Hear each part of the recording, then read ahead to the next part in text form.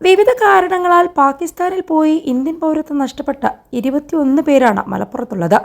Indian പൗരത്വത്തിനായി ഇപ്പോഴും നിയമപോരാട്ടം തുടരുന്നവരാണ് 70-നും 85-നും മധ്യേ പ്രായമുള്ളവർ. ഇവരിലെ ഭൂരിഭാഗവും ഈ പ്രായക്കാരുമാണ്.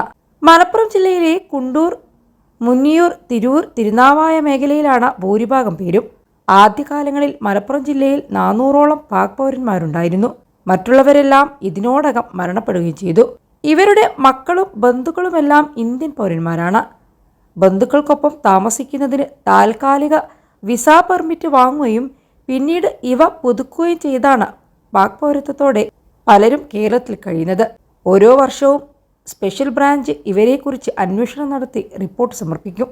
തിരൂരങ്ങാടി, കുണ്ടൂർ, വളാഞ്ചേരി, പൊന്നാനി, തിരൂർ മേഖലയിലാണ് പാക് പൗരന്മാർ ഭൂരിഭാഗവും. ജോലിക്കായി ഇന്ത്യയിൽ നിന്ന് പാകിസ്ഥാനിലെത്തിയവരാണ് ഇവരിൽ കൂടുതലും.